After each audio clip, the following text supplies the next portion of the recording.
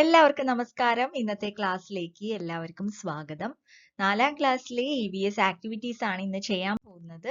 അപ്പൊ നിങ്ങൾ ചാനൽ ഇതുവരെ സബ്സ്ക്രൈബ് ചെയ്തിട്ടില്ലെങ്കിൽ ഒന്ന് സബ്സ്ക്രൈബ് ചെയ്യുക. തൊട്ടപ്പുറത്തുള്ള ബെൽ ബട്ടൺ ഉണ്ടല്ലോ, അതൊന്ന് പ്രസ് ചെയ്തിട്ട് ഓൾ എന്നുള്ള ഓപ്ഷനിൽ പ്രസ് ചെയ്യുക കേട്ടോ. അപ്പൊ വീഡിയോ ഇഷ്ടപ്പെട്ടാൽ ലൈക്ക് ചെയ്യുക, ഷെയർ ചെയ്യുക, നിങ്ങളുടെ അഭിപ്രായങ്ങൾ കമന്റ് ചെയ്യുക. അപ്പൊ നമുക്ക് ക്ലാസ്സിലോട്ട് പോകാം. ആസ് സ്റ്റോൺ ആസ് വിൻഡ് എന്നുള്ള ചാപ്റ്റർ ആണ് നമ്മൾ എടുത്തുകൊണ്ടിരിക്കുന്നത് അല്ലേ.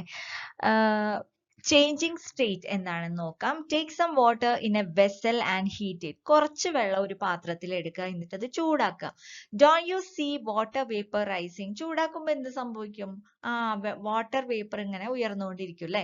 Now take a flat vessel with water in it and hold it over the rising water vapour. അതായത് ഒരു പരന്ന പാത്രം എടുക്കുക, അതേപോലെ ഈ ചിത്രത്തിൽ കാണുന്ന പോലെ ഒരു പരന്ന പാത്രം എടുത്തിട്ട് ആ ഒരു ആവി വരുന്നതിന്റെ ആ ഭാഗത്ത് വെക്കുക. What do you see at the base of the vessel. ആ ഒരു പരന്ന പാത്രത്തിന്റെ അടിയിൽ എന്തായിരിക്കും നിങ്ങൾക്ക് കാണാൻ പറ്റുന്നുണ്ടാവുക? What is the reason for this? എന്തുകൊണ്ടായിരിക്കും അത് സംഭവിക്കുന്നുണ്ടാവുക? എന്തായിരിക്കും അങ്ങനെ പാത്രം അങ്ങനെ പിടിച്ചിട്ടുണ്ടെങ്കിൽ എന്തായിരിക്കും സംഭവിക്കുക? അടിയിൽ സ്മോൾ വാട്ടർ ഡ്രോപ്ലെറ്റ്സ് ഉണ്ടാവും അല്ലെ. അപ്പൊ അതെന്താണത്? വാട്ടർ വേപ്പർ അല്ലെ. വാട്ടർ വേപ്പർ, ആ ഒരു വാട്ടർ വേപ്പർ ഉണ്ടല്ലോ, ഹീറ്റ് ചെയ്ത് കഴിഞ്ഞിട്ടുണ്ടെങ്കിൽ അതിൽ നിന്നും വരുന്ന നീരാവി അത് വീണ്ടും എന്തായിട്ട് മാറും? വെള്ളമായിട്ട് മാറുകയാണ്. അപ്പൊ ഇത് അവിടെ കൊടുത്തിട്ടുണ്ട്. Water vapour changes into water when it is cooled അല്ലെ. തണുപ്പിച്ച് കഴിഞ്ഞിട്ടുണ്ടെങ്കിൽ വാട്ടർ വേപ്പർ വീണ്ടും വാട്ടർ ആയിട്ട് മാറും. What will happen to water when it is cooled further. വീണ്ടും അത് തണുപ്പിച്ച് കഴിഞ്ഞാൽ എന്തായിരിക്കും സംഭവിക്കുക? ഐസായി മാറും അല്ലെ. അപ്പൊ ഇതാണ് ഈ ഒരു ടോപ്പിക്കിലുള്ളത്. കണ്ടോ, water vapour cools to form water, പിന്നെ വീണ്ടും കൂൾ ചെയ്താൽ ഐസ് ആയിട്ട് മാറും. Ice heat to form water and water heat to form water vapour. Okay. Water in air too. എയറിലും വാട്ടർ ഉണ്ട് എന്നാ പറയുന്നത്. നമുക്ക് നോക്കിയാലോ. Take a glass tumbler. ഒരു ചെറിയൊരു ഗ്ലാസ് എടുക്കുക. Put some ice pieces into it. കുറച്ച് ഐസ് പീസസ് ഇടുക. Observe the outer side of the glass. What do you see? എന്തായിരിക്കും ആ ഒരു ഗ്ലാസിന്റെ പുറത്ത് കാണുന്നത്? From where did the drops of water came. നമുക്ക് എന്താ കാണാൻ പറ്റുക? വാട്ടർ ഡ്രോപ്ലെറ്റ്സ് കാണാൻ പറ്റൂ അല്ലെ. അപ്പൊ എവിടുന്നായിരിക്കും ഈ വാട്ടർ ഡ്രോപ്ലെറ്റ്സ് വന്നിട്ടുണ്ടാവുക? ഐസ് ഉണ്ടല്ലോ, ഐസ് തണുക്കുമ്പോ എന്താ സംഭവിക്കുക? ഒരു വാട്ടർ ഡ്രോപ്ലെറ്റ്സ് സൈഡിലൊക്കെ ഇതാവും. എന്നിട്ട് ഇതാ താഴേക്ക് ഈ പിക്ചറിൽ ശ്രദ്ധിച്ചാൽ കാണാം, താഴെ മുഴുവൻ എന്തുണ്ടാവും? വാട്ടർ ഉണ്ടാവും അല്ലെ. അപ്പൊ water vapour cools to form water. Okay, water vapour cools to form water. അടുത്ത ടോപ്പിക് ഫ്രണ്ട്സ് ഓഫ് സ്റ്റോൺ ആണ്. അപ്പൊ നമ്മൾ കഴിഞ്ഞ ക്ലാസ്സിൽ ഫ്രണ്ട്സ് ഓഫ് വാട്ടർ പഠിച്ചു അല്ലെ, ലിക്വിഡ്സ്. അപ്പോ നമുക്കറിയാം stone has A definite shape. നല്ല ഡെഫിനിറ്റ് ആയിട്ട് ഒരു ഷേപ്പ് ഉണ്ടായിരിക്കും. ആ ഷേപ്പ് മാറില്ല അല്ലെ. അതുപോലെ തന്നെ സൈസ് ഉണ്ടാവും, വെയിറ്റ് ഉണ്ടാവും. Liquids can be taken only in a vessel. പക്ഷേ ലിക്വിഡ്സിന് ഒരു പാത്രത്തിൽ മാത്രമാണ് എടുക്കാൻ പറ്റുള്ളൂ. പക്ഷെ സ്റ്റോൺ നമുക്ക് എന്ത് ചെയ്യാൻ പറ്റും? കയ്യിലൊക്കെ എടുക്കാൻ പറ്റും അല്ലെ. അതുപോലെ തന്നെ അപ്പൊ സ്റ്റോൺസും വാട്ടറും തമ്മിലുള്ള ഡിഫറൻസ് എന്താണ്? Stones and water. സ്റ്റോൺ എന്ന് പറഞ്ഞാല് എന്താണ്? സ്റ്റോൺ ഇസ് എ സോളിഡ്, അല്ലെങ്കിൽ സ്റ്റോണിന് ഡെഫിനിറ്റ് ഷേപ്പ് ഉണ്ട്. പക്ഷെ വെള്ളത്തിനോ, water has no definite shape. Can take only the shape of the vessel. കഴിഞ്ഞ ക്ലാസ്സിൽ നമ്മൾ പറഞ്ഞതാണ് അല്ലെ. അപ്പോ stone, pieces of wood etcetera are solids. അപ്പൊ ഇതേപോലെയുള്ള സോളിഡ്സ് നിങ്ങൾക്ക് വേറെ കണ്ടുപിടിക്കാൻ പറ്റുമോ? സ്റ്റോൺ അല്ലാതെ വുഡ്, പിന്നെന്താ, റോക്ക് പീസസ്, അങ്ങനെ നമുക്ക് ഡെഫിനിറ്റ് ഷേപ്പ് ഉള്ള എന്തും സോളിഡ്സ് ആണ് കേട്ടോ. അപ്പൊ കുറച്ച് സോളിഡ്സ് ഒക്കെ കണ്ടുപിടിച്ചിട്ട് എഴുതാൻ നിങ്ങൾ ശ്രമിക്കുക. What are the properties of solids and liquids. Properties of liquids നമ്മൾ ഓൾറെഡി പറഞ്ഞതാണ് അല്ലെ. അപ്പൊ എന്തൊക്കെയാണ് സിമിലാരിറ്റീസും ഡിഫറൻസസ് നോക്കാം. സോളിഡ്സിന് എന്താണ്? Does not flow. പക്ഷെ ലിക്വിഡോ ഫ്ലോ ചെയ്യും അല്ലെ. അടുത്തത് ഹാവ് വെയിറ്റ്. ലിക്വിഡ്സിനും വെയിറ്റ് ഉണ്ട്, ഹാവ് വെയിറ്റ്. അടുത്തത് സോളിഡ്സിന് have definite shape and size അല്ലെ. പക്ഷെ ലിക്വിഡിനോ no definite shape and size but takes the shape of the container. കണ്ടെയ്നറിന്റെ ഷേപ്പിലാണ് ഈ ഒരു ലിക്വിഡ്സ് ഉണ്ടാവുക അല്ലെ. നമ്മൾ കഴിഞ്ഞ ക്ലാസ്സിലെല്ലാം ഡിസ്കസ് ചെയ്തതാണ്. അടുത്തത് features of air. Subin is very happy today. He is waiting to show the balloon boat that he made to his friends. Wow, a balloon boat that moves in water. His friends became happy. അപ്പൊ നിങ്ങൾക്ക് ഇഷ്ടമാണോ ഇങ്ങനെ ഉണ്ടാക്കാനായിട്ട്? അപ്പൊ എങ്ങനെ ഉണ്ടാക്കാൻ നോക്കിയാലോ ഈ ഒരു balloon boat. Take a lid of soap case. ഒരു soap case എടുക്കുക. Make a hole on one of its side. ഒരു സൈഡിൽ ഒരു ഹോൾ ഉണ്ടാക്കുക. Now take a straw and tie a balloon to its end. എന്നിട്ട് അതിന്റെ ഇടയിൽ ഒരു സ്ട്രോ ഇടുക. എന്നിട്ട് ഒരു ബലൂൺ അപ്പുറത്തേക്ക് അതിന്റെ അപ്പുറത്തെ സൈഡിൽ ഇട്ടിട്ട് അത് ബ്ലോ ചെയ്യുക. Okay.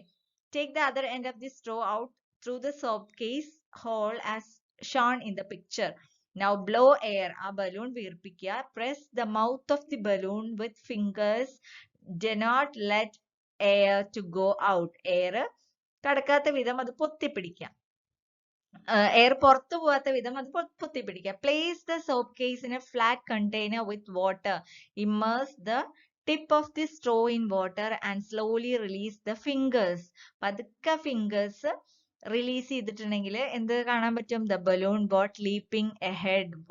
മുന്നോട്ട് ഇങ്ങനെ നീങ്ങിക്കൊണ്ട് ഇരിക്കുന്നത് കാണാൻ പറ്റും. ഓക്കെ, അപ്പൊ ഇതാണ് ബലൂൺ ബോട്ട്. അപ്പൊ നിങ്ങൾ ഇതൊന്ന് ട്രൈ ചെയ്ത് നോക്കുക, ഉണ്ടാക്കി നോക്കുക.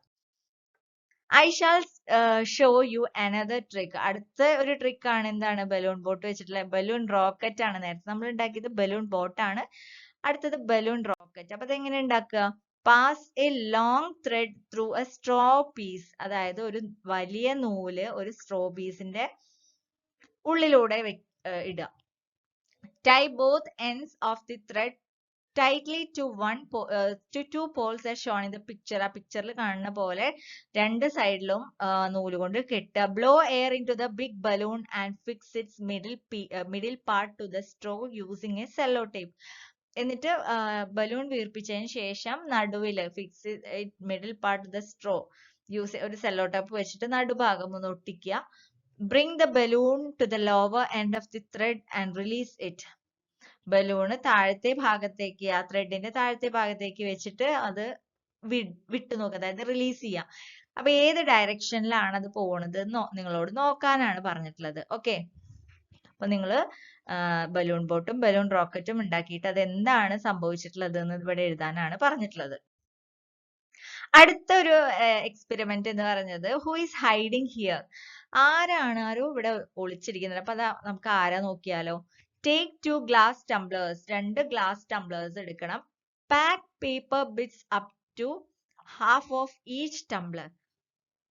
അതായത് 2 ഗ്ലാസ്സിലും പകുതി വരെ എന്ത് ഉണ്ടാക്കണം? പേപ്പർ ബിറ്റ്സ് നിറയ്ക്കണം. Fix a flexible straw in the second glass tumbler using a cello tape. അതായത് ഒരു രണ്ടാമത്തെ ഗ്ലാസ്സിൽ ഒരു ഫ്ലെക്സിബിൾ ആയിട്ടുള്ള ഒരു സ്ട്രോ സെല്ലോ ടേപ്പ് വെച്ചിട്ട് ഒട്ടിക്കാനാണ് പറഞ്ഞിട്ടുള്ളത്. Now immerse both the glass tumblers upside down in the water in a bucket. ഒരു ബക്കറ്റിൽ നമ്മളിങ്ങനെ എന്ത് ചെയ്യണം? ഗ്ലാസ്സുകൾ 2 ഗ്ലാസ്സുകളും മുക്കി വെക്കണം. അപ്സൈഡ് ഡൗൺ, ശരിക്കല്ല, തല തിരിച്ചിട്ട് വെക്കണം. ഓക്കെ, ടോപ്പ് താഴേക്കും ബോട്ടം മേലേക്കും ആയിട്ട് വെക്കാം. What goes out from the second glass tumblers. എന്തോന്ന് രണ്ടാമത്തെ ഗ്ലാസ്സിൽ നിന്നും പോകുന്നുണ്ട്. അപ്പൊ എന്താണ്? നമുക്ക് ഈ ഒരു എക്സ്പെരിമെന്റ് ചെയ്ത് നോക്കാനും അത് റെക്കോർഡ് ചെയ്യാനും പറഞ്ഞിട്ടുണ്ട്. അപ്പൊ നമുക്കത് എഴുതി നോക്കാം. കണ്ടോ, ഇതേപോലെ എന്ത് ചെയ്യണം? ഒട്ടിക്കണം. കണ്ടോ, സ്ട്രോ സൈഡിൽ കൂടെ ഒട്ടിച്ചു വെച്ചിട്ടുള്ളതാണ്. അപ്പൊ എയിം എന്ന് പറഞ്ഞാൽ to find out whether air occupies space. അതായത് എയറിന് സ്പേസ് ആവശ്യമുണ്ടോ എന്നുള്ളതാണ് ഈ ഒരു എക്സ്പെരിമെന്റ്. മെറ്റീരിയൽസ് എന്തൊക്കെയാണ് നമ്മൾ എടുത്തിട്ടുള്ളത്? Bucket full of water, 2 glass tumblers, flexible straw paper, cello tape. അപ്പൊ ഇതൊക്കെ ആവശ്യമുള്ള സാധനങ്ങളാണ്. പ്രൊസീജിയർ എന്താണ് ആദ്യം തന്നെ ചെയ്തത്? Fill 3/4 of a bucket with water. ആദ്യം തന്നെ ഒരു ബക്കറ്റില് 3/4 ഭാഗം എന്ത് ചെയ്യണം? വെള്ളം കൊണ്ട് നിറയ്ക്കണം. Packed papers up to half of each glass tumblers. ഓരോ ഗ്ലാസ്സിലും പേപ്പർ ഇടണം അല്ലെ. പാക്ഡ് പേപ്പർ കൊണ്ട് നിറയ്ക്കാൻ പറഞ്ഞിട്ടുണ്ട് പകുതി വരെ.